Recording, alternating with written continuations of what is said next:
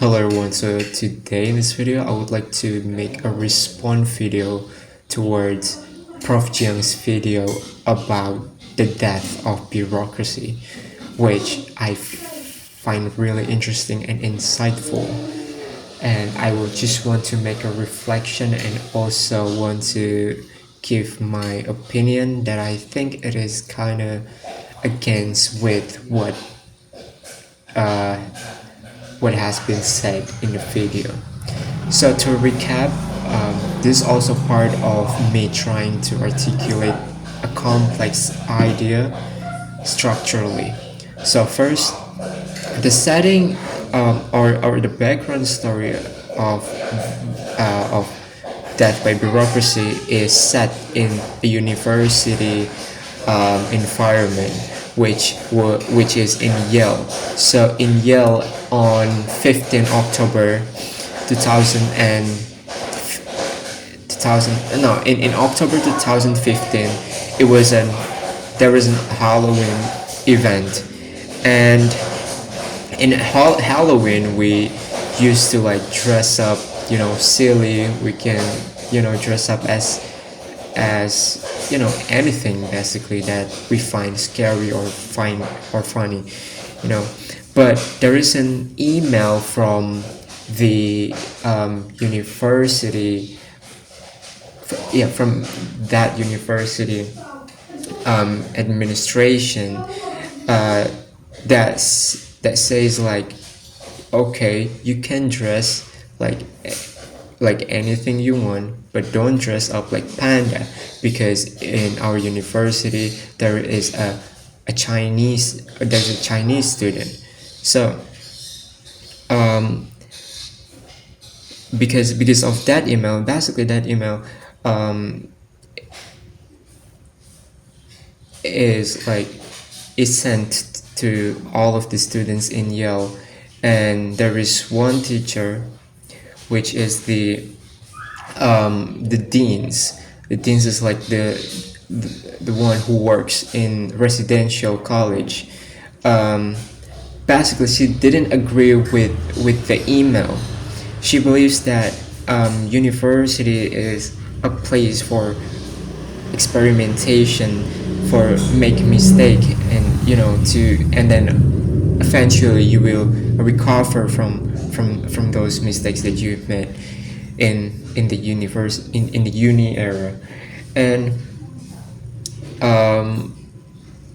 the debate is basically about the safe space versus the free space.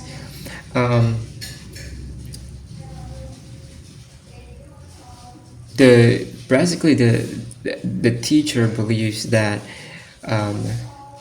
there will be uh, feelings of the students will be hurt, but that's the part of the process for them to actually grow.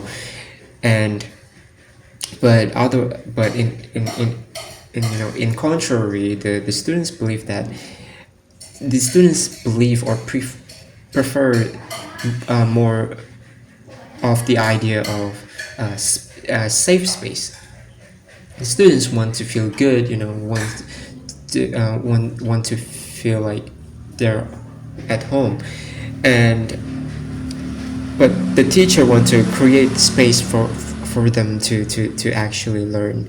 Now this from this background we can link to the question of why is this happening.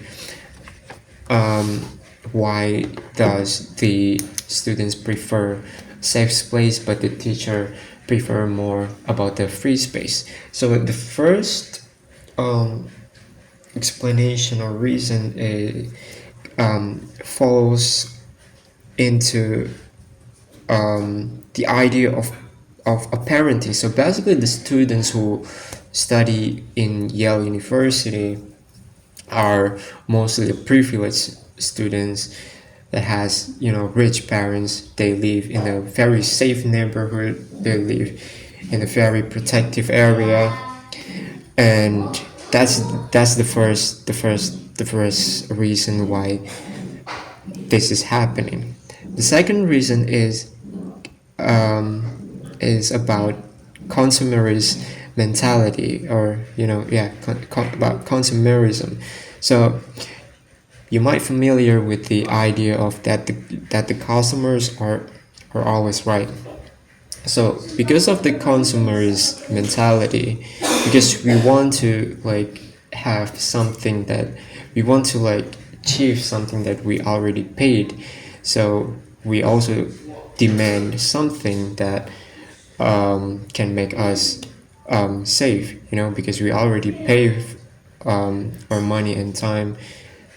So we want something in return that align with our desire.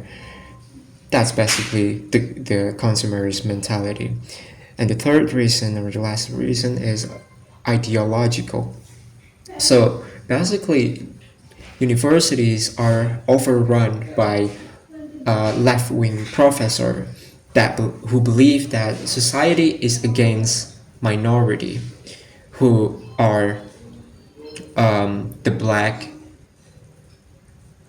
or the women. So these professors believe that society is against minority, so therefore they must overturn. Students must overturn, the white. Students want overturn the white supremacist structure by telling these white professors that they are racist. So in that video, when it was happening, actually there is a video about that online, but I will just explain what's happening. So what's happening basically, just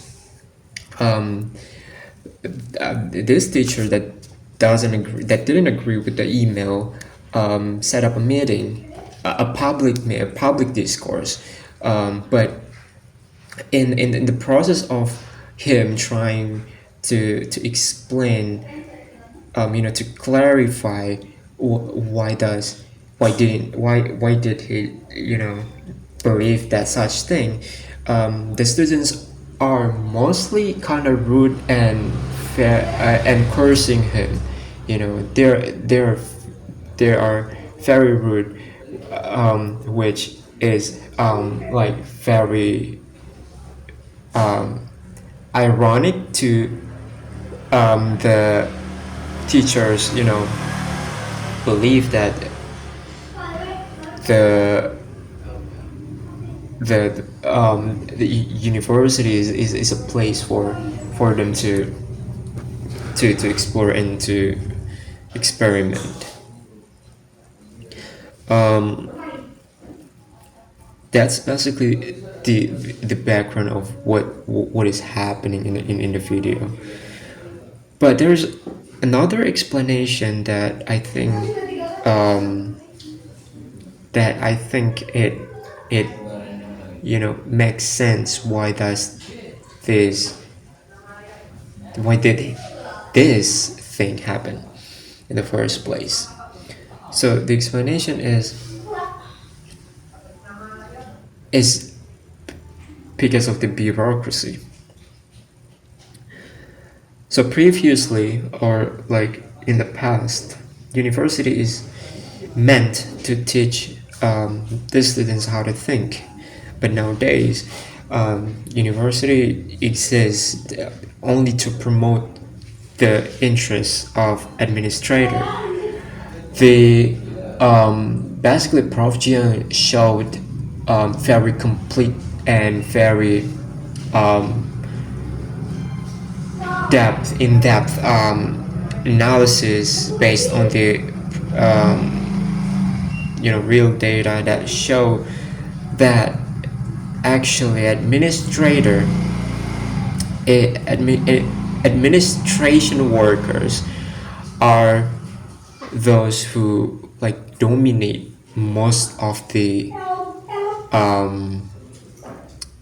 cash flows. Like, they get paid a lot, like far more, a lot than the the teachers itself. So like the manager, basically the administrator are get paid um, much more than the teacher.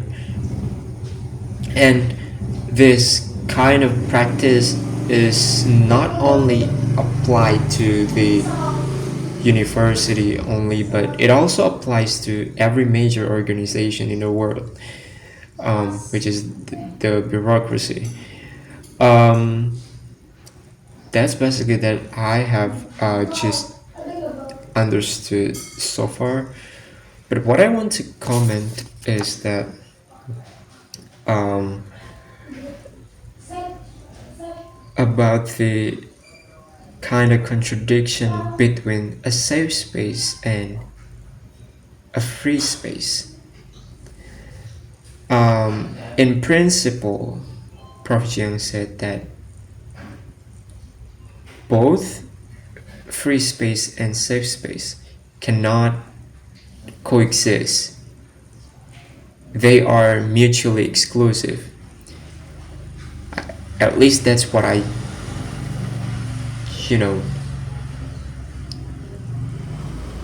got from him, like the meaning. Well, actually, when I think about it, I believe that there's no such thing as mutually exclusive, like, not really, especially in this context. I believe that both safe space and free space can exist together.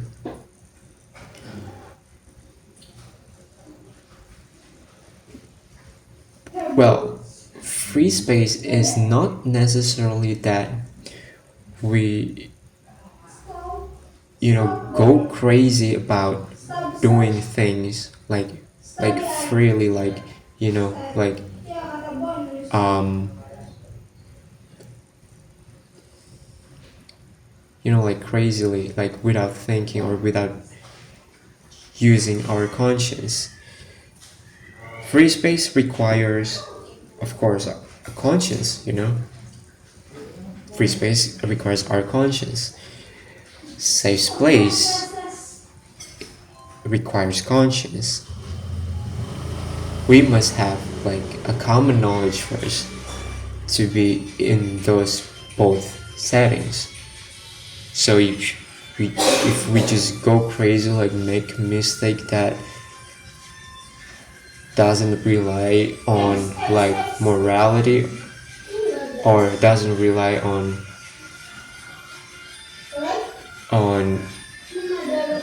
you know